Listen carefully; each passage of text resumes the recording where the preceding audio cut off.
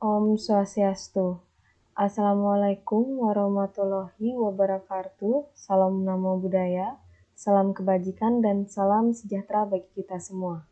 Perkenalkan, kami dari kelompok 11 yang beranggotakan Nilu Gede Adelia Damayanti nomor absen 30 dan saya Putu Monik Paramadewi nomor absen 31. Di sini, kami akan membawakan materi mengenai ukuran kemencengan dan keruncingan suatu distribusi.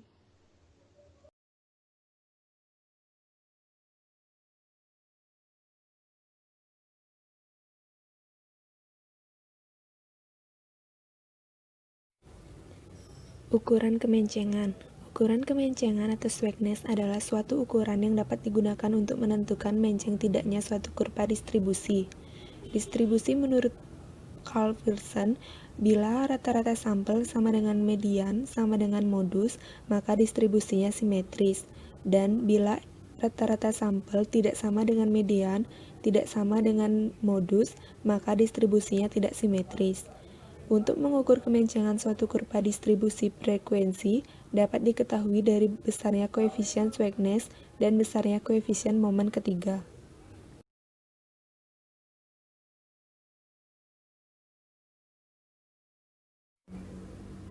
A. Koefisien swagness. Besarnya koefisien swagness dapat dihitung dengan beberapa metode antara lain 1. Metode Carl Pearson. Menurut metode ini, koefisien swagness dapat dihitung dengan rumus koefisien swagness sama dengan rata-rata sampel dikurang modus per deviasi atau simpangan baku sampel. Secara empiris diperoleh hubungan antara min MOD sama dengan 3 min MD. Oleh karena itu, rumus dapat juga dinyatakan sebagai koefisien swagness sama dengan 3 dikali rata-rata sampel dikurang modus dibagi deviasi atau simpangan baku sampel.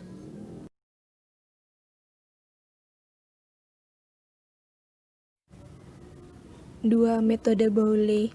Menurut metode ini, koefisien swagness dapat dihitung dengan rumus koefisien swagness sama dengan kuartil ketiga dikurang kuartil kedua dikurang kuartil kedua dikurang kuartil pertama per kuartil ketiga dikurang kuartil pertama sama dengan kuartil ketiga ditambah kuartil ke-1 dikurang 2 kuartil kedua per kuartil ketiga dikurang kuartil pertama.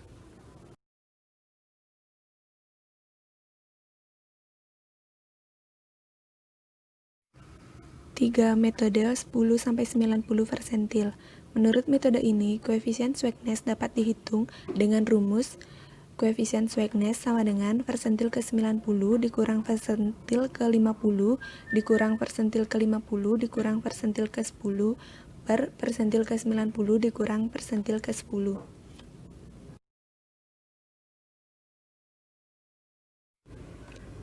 Hubungan koefisien swagness dengan kemencengan suatu kurva distribusi Gupta dan Gupta 1983 menyatakan sebagai berikut. 1. Jika harga koefisien swagness positif, ini berarti min lebih besar dari median, lebih besar dari modus, maka kurva distribusi frekuensinya menceng ke kanan atau condong ke kiri.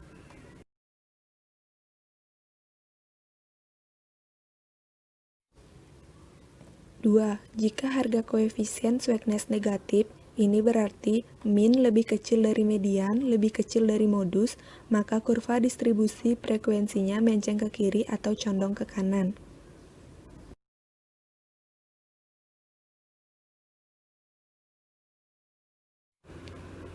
3. Jika harga koefisien swagness 0, ini berarti min sama dengan median sama dengan modus, maka kurva distribusi frekuensinya simetris.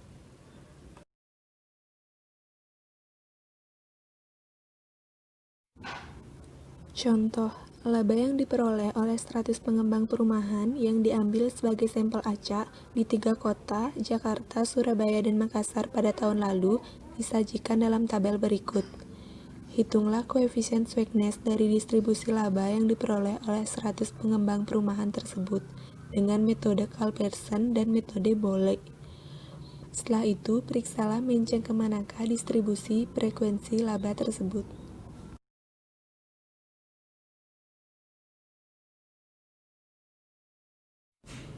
Penyelesaian. Cara menghitung koefisien Sweetness distribusi frekuensi laba 100 pengembang perumahan dapat dilihat pada tabel 7.1.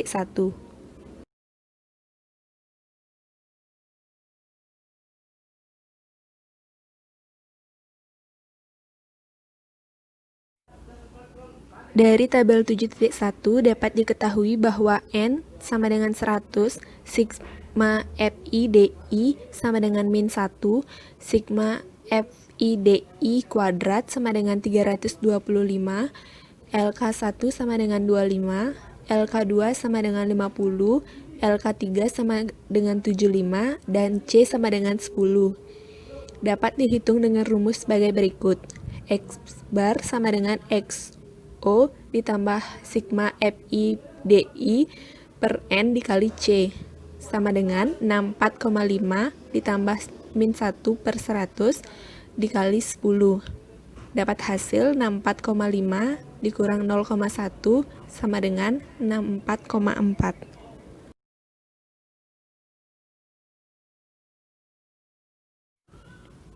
Defisiasi standar atau simpangan baku dapat dihitung dengan rumus sebagai berikut. S sama dengan C akar dari kurung buka sigma FIDI pangkat 2 per N dikurang sigma FIDI per N pangkat 2 sama dengan 10 akar dari 325 per 100 dikurang min 1 per 100 pangkat 2 sama dengan 10 akar dari 3,25 dikurang 0,0001 sama dengan 18,0. Rumus K1, K2 sama dengan MD, K3 dapat dihitung sebagai berikut. K1 sama dengan 49,5 ditambah 25 dikurang 20 per 16 dikali 10 sama dengan 52,6. K2 sama dengan 59,5 ditambah 50 dikurang 36 per 25 dikali 10 sama dengan 65,1 sama dengan MD sama dengan 65,1.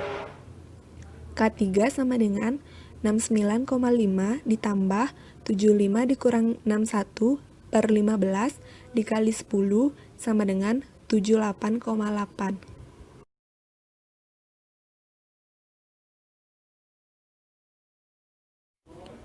Koefisien Sweetness dihitung menurut metode Carl-Pearson dengan rumus SK sama dengan 3 X bar min MD per S sama dengan 3 dikali 64,4 dikurang 65,1 per 18,0.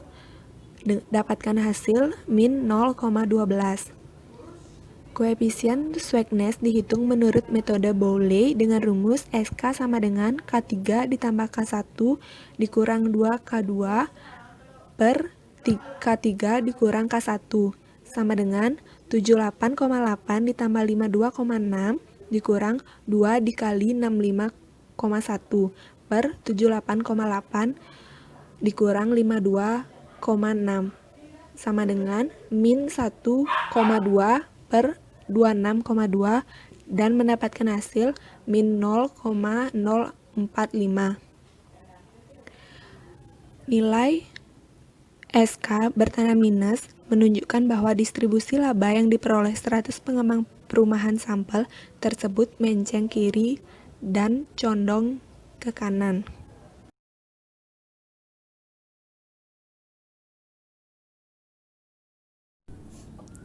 Baik, selanjutnya koefisien momen ketiga. Koefisien momen ketiga atau yang dilambangkan dengan alfa 3 yang umumnya disebut momen ketiga saja adalah rata-rata penyimpangan data dari rata-ratanya atau min dipangkatkan 3 dibagi dengan simpangan baku pangkat 3. Untuk mencari data yang belum dikelompokkan, yaitu rumusnya alfa 3 sama dengan sigma xi min x bar itu dipangkatkan 3 per n kali s pangkat 3. Untuk Alfa 3 yaitu koefisien momen ketiga, X barnya rata-rata sampel, XI-nya nilai data yang ke I, N-nya jumlah data atau pengamatan atau ukuran sampel, untuk S-nya simpangan baku sampel.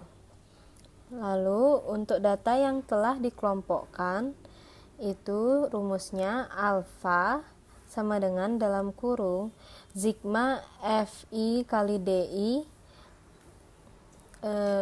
pangkat 3 per N dikurang 3 dikali sigma Fi kali Di pangkat 3 per N dikali sigma Fi kali Di pangkat 2 per N ditambah 2 dikali sigma Fi Di per N pangkat 3 dalam kurung tutup lalu dikali C pangkat 3 per S pangkat 3. Untuk N itu ukuran sampel, C interval kelas, Fi itu frekuensi absolut kelas ke I, Di itu deviasi dalam suatu interval kelas ke I.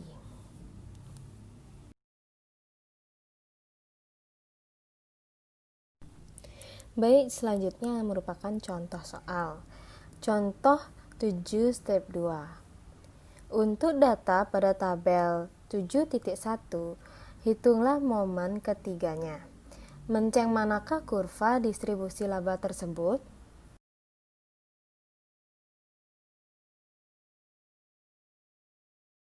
Baik, untuk penyelesaiannya bisa dilihat pada tabel 7.2. Dari tabel di atas dapat diketahui bahwa N-nya itu 100, sigma Fi kali Di-nya itu min 1, sigma Fi kali Di pangkat 2 itu 325, sigma Fi kali Di pangkat 3 itu sama dengan min 193, dan C-nya yaitu 10. Dari hasil perhitungan pada tabel 7.1 yang sebelumnya didapatkan S sama dengan 18,0. Jadi untuk dilihat selanjutnya itu kita jawab dengan rumus yang sudah dikelompokkan tadi. Rumus yang telah dikelompokkan kita cantumkan, lalu substitusi angka-angka yang kita sudah ketahui. Selanjutnya hitung dan dapatlah jawabannya yaitu min 0,31. Nah, oleh karena tanda alfa 3-nya itu negatif, maka distribusi laba tersebut menceng ke kiri dan condong ke kanan.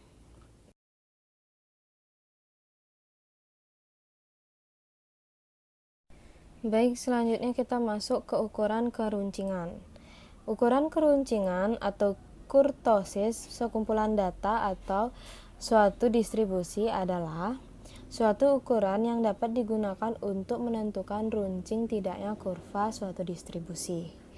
Ukuran keruncingan yang biasa digunakan adalah koefisien momen keempat atau alfa 4 yang sering disebut dengan koefisien kurtosis.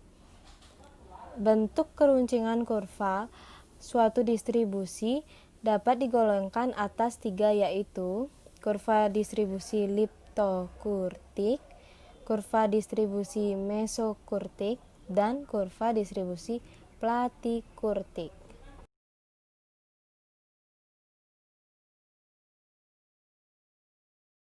Untuk menghitung besarnya koefisien kurtosis dapat dipakai rumus-rumus seperti yang terpampang di slide.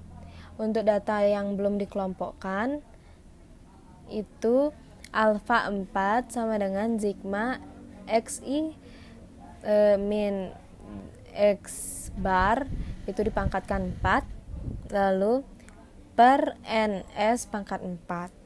Alfa 4 itu merupakan koefisien kurtosis, lalu X bar merupakan rata-rata hitung sampel, Xi itu nilai data ke I, N ukuran sampel, S deviasi standar atau simpangan baku sampel. Dan yang kedua, untuk data yang telah dikelompokkan itu alfa 4 sama dengan kurung buka Sigma Fi kali DI pangkat 4 per N dikurang 4 dikali Sigma Fi kali DI per N dikali Sigma Fi kali DI pangkat 3 per N ditambah 6 dikali Sigma Fi kali DI per N pangkat 2 dikali Sigma Fi kali DI pangkat 2 per N dikurang 4 dikali Sigma Fi kali DI per N pangkat 4 dalam kurung tutup dikali C pangkat 4 per S pangkat 4. Untuk alfa 4 itu merupakan koefisien momen keempat, Fi itu frekuensi absolut kelas ke-I, DI deviasi dalam suatu interval kelas, N itu merupakan banyak pengamat atau ukuran sampel, Z merupakan deviasi standar atau simpangan baku sampel, dan C merupakan interval kelas. Selanjutnya, untuk dapat mengetahui bentuk kurva suatu distribusi frekuensi, apakah bentuknya termasuk bentuk litokurti, mesokurti, atau platikurti, itu bisa dilihat bila nilai koefisien kurtosisnya lebih besar dari 3, yaitu alfa 4 itu lebih besar daripada 3, maka kurva distribusi tersebut runcing atau bisa disebut litokurti. Bisa dilihat pada slide, yaitu bentuknya runcing.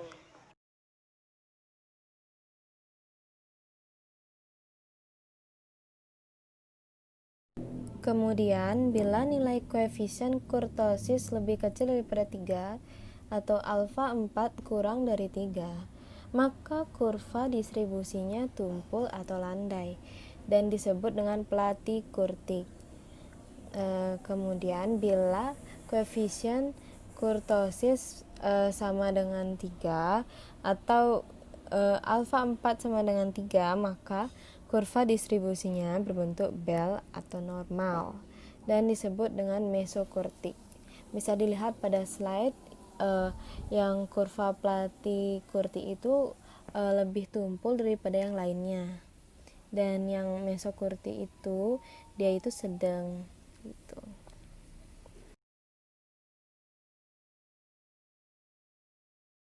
Baik, sekarang kita lanjut ke contoh soal, yaitu contoh 7 strip 3.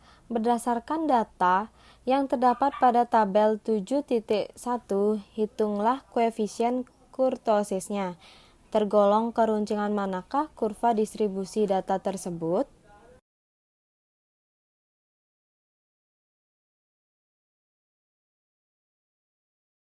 Dan untuk penyelesaiannya bisa dilihat pada tabel 7.3. Dari tabel 7.3 dapat diketahui bahwa N sama dengan 10 dan Sigma FIDI sama dengan min 1, Sigma FIDI pangkat 2 sama dengan 325, Sigma FIDI pangkat 3 sama dengan min 193, Sigma FIDI pangkat 4 sama dengan 2605, dan C-nya yaitu 10. Dari hasil perhitungan tabel 7.1 sebelumnya itu didapatkan S-nya itu 18,0. Dan untuk kita jawabnya itu kita menggunakan rumus yang sudah dikelompokkan. Dari rumus itu kita substitusikan angka-angka tadi yang sudah diketahui, dan hasilnya itu yaitu 2,47.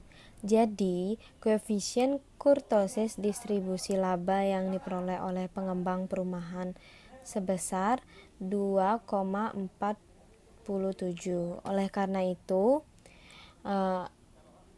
koefisien kurtosisnya itu kan kurang dari 3, maka keruncingan kurva distribusi tersebut tergolong distribusi yang platikurti, yaitu tumpul.